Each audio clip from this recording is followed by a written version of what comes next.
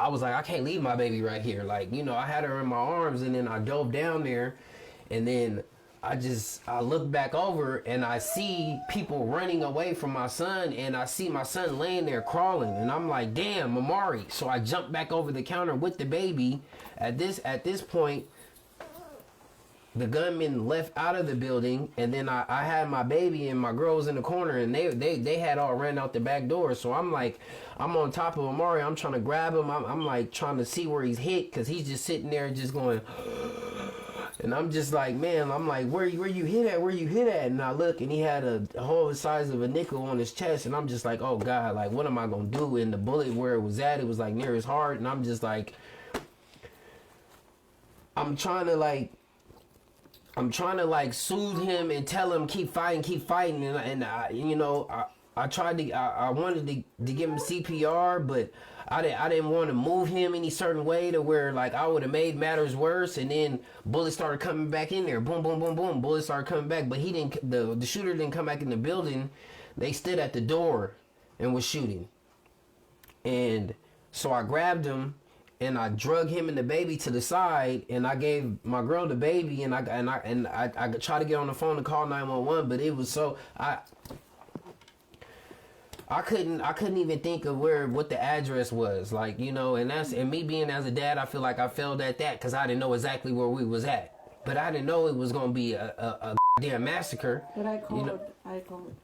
Yeah, so she ended up calling, and I was sitting right there, and then they said the police are here. After about like, I'll say 2 or 3 minutes of the chaos going on, they was saying the police, and I'm like, well, where they at? Because my son isn't here dying. It's little girls, there's people in here laying down like hit. So I'm like, where are the police at? They like, oh, they outside. They don't want to come in because they think there's somebody in here. I'm like, think there's somebody in here.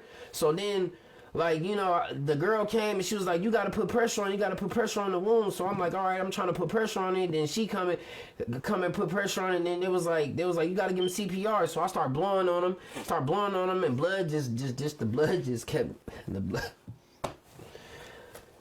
Ooh, God. The blood just kept coming out his face, and I'm just like, man. So I just started trying to give him CPR, and the girl started pumping on his chest, but I'm trying to keep something over his chest. And then the police come running through the door with their guns, acting like they superheroes, but everybody in here hitting, they running out the back door where all the kids went. All the people that's trying to survive then ran out the back. Y'all chasing somebody who ain't even out here, like, you know, hurting nobody. I'm like, the kids is right here that's hurt, laid out. So then they come around me talking about, oh, you get away, let us do our job and this and that. And they gave the girl like a foot wrap thing or whatever. And they said, put pressure on the wound. So then we keep pumping. He was like 30 pumps and give him CPR. So then we working that. And then I'm just sitting there looking like, this ain't working. I'm like, I got to get up out of here. So I'm like, son, up, man, just hold on. And I'm like, where's the ambulance? And they was like, oh, the ambulance just got here. I'm thinking the ambulance coming out. The police get around me like, oh, let us do our job. I'm like, y'all ain't doing y'all letting my son die. So then I run outside. The ambulance still out there in the damn street. They out here trying to tell motherfuckers outside, oh, don't do this, don't do that. So I had to grab one of the paramedics. I'm like, man, my son is dying. I'm not finna let my son die in here like that. So then we ran back in there. And then he was like, oh, we got to get him outside. So then, you know, we picked him up, and then we just carried him all the way outside to the street and laid him out on the street. Then they got this machine to, like, you know, the pump just keep pumping his heart. And, you know, like, they was like, we got to get him on the gurney. Like, we got to get him on the gurney now. And then this girl out here laid out. They got old boy out here laid out. So then they put him on the gurney, and then I'm like, man, can I ride back there with him? They was like, nah, you can't ride back here. You can ride in the front, though. And I'm just like, man, like on the movies, like they always let people ride in the back. So I'm just kind of tripping, like, why they ain't letting me ride in the back? So then they was like, oh, it's too many cars. It's too much people out here. So we're going to have to wait and we're going to make an entry. We're going to have to make an exit. So I'm like, all right, well, whatever you got to do, we need to get there. So they make a little exit to get out of there. And I asked the paramedic, like, okay, like, why y'all driving so slow? Like, anytime I see the paramedics, like, they doing 100. He like, oh, well, we gotta drive at a certain speed, so you know, they can do their job back there. So I was like, man, that's understandable. Like I understand that, because I'm like, okay, I'm panicking right now, but like at the same time, I'm like, I don't want them to get in an accident or something else happen and where we don't make it to the hospital. So I had to calm myself down. So when we get to the hospital, this is probably around like 6 o'clock. You know what I'm saying? And I keep asking him, like, is he all right? I'm like, is he all right? I'm like, Amari, keep fighting. And I'm just, you know, it's just like going through my head over and over and over. My baby just sitting there. It's going over and over about my baby. So she called, she tell me that that KK got hit, but KK is okay. And I'm like, okay, thank God. I'm like, okay, I seen my baby. And then I'm like, where's Pierre? Because in the midst, then he was lost. And they was like, oh, he's fine. So we get to the hospital, they like, oh yeah, when we get there, you gonna have to go out here, and they just basically led me out to another room, and I'm just like, why y'all sending me out to a room? Why y'all don't take me up there with my son? Why can't I be in the same triage with him and just see him fight, or just be there to hold his hand or anything? They didn't let me do none of that. That's why I think my son was already gone before we even got to the hospital.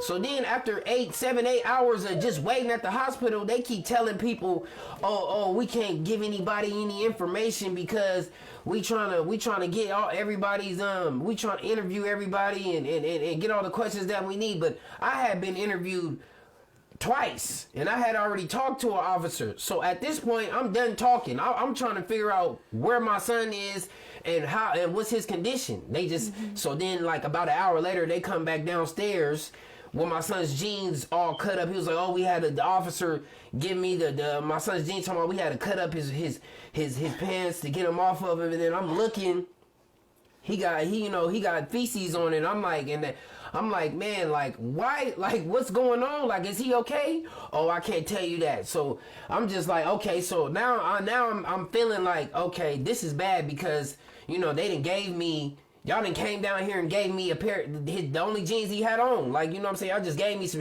and I'm like, okay, so what's going on? Like, cause we was the first ones there from that incident. So I'm like, damn, should I be getting the news first? And then other people just start coming in.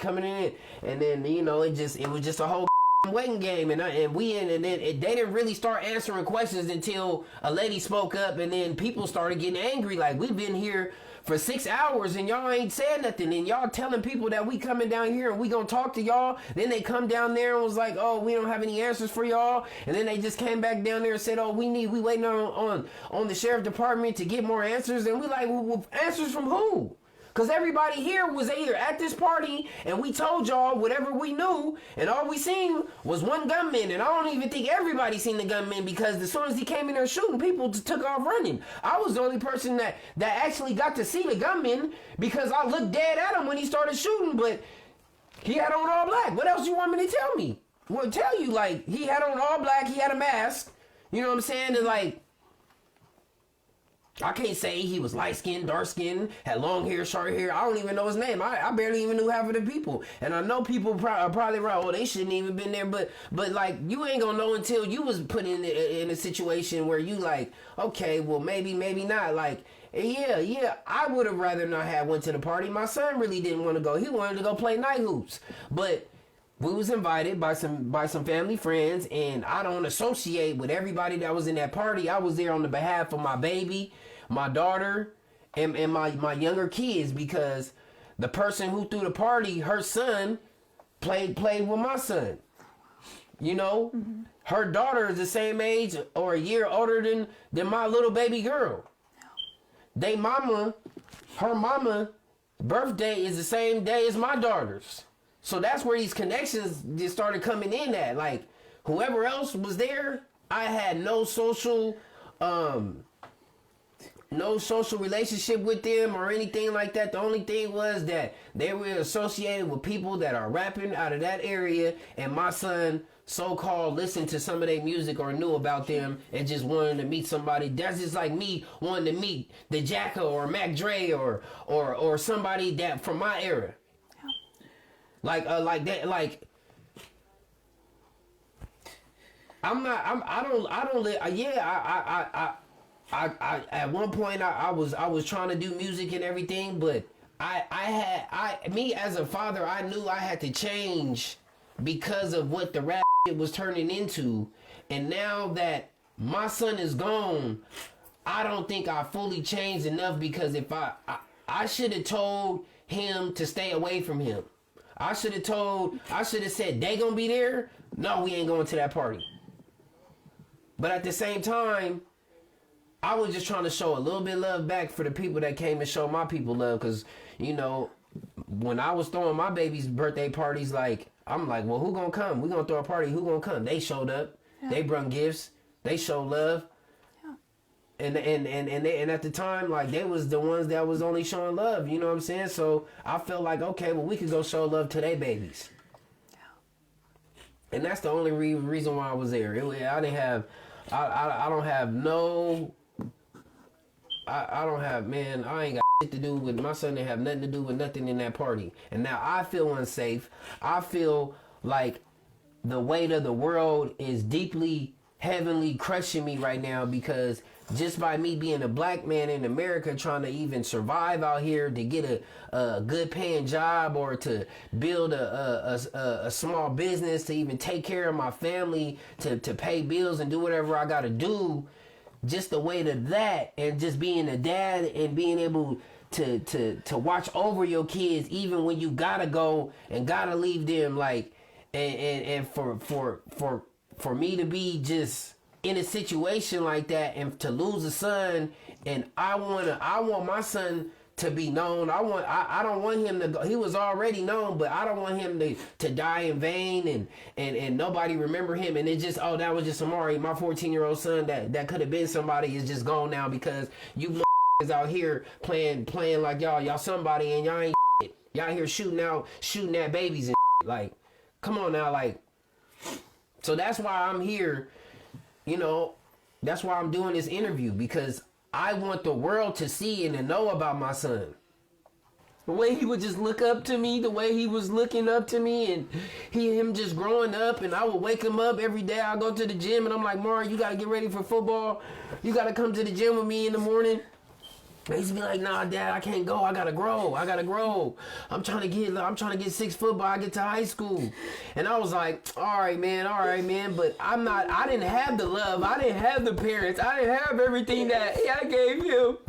I didn't have a mama and a daddy and a brother and a sister and a brother and a sister. I didn't have none of that. I just had me and my mom and my sister, and I had to go through the hard way. And I try to make life the way it's supposed to be for somebody. Oh man, I just love you, son. And like, baby, please, if there is some type of psychedelical way or some type of way that I can see you again and I can hold you, come see me. Come tell me that you are okay. Because I want to know that you went to heaven and you didn't die in vain.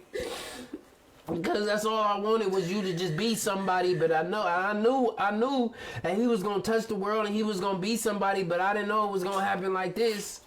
Mm-hmm. Mama said it was gonna be days like this, but she never said it was gonna be days like this. Never. In a million years, I would have never thought my baby would go out like this and shit was gonna happen, and he was gonna get murdered in cold blood at a little kid's birthday party. I don't know how I am going to live. I have to be strong for my family. I don't know how I'm going to do that. I barely struggle with how I'm going to pay my bills month to month. I struggle with how I'm going to make it from day to day to day.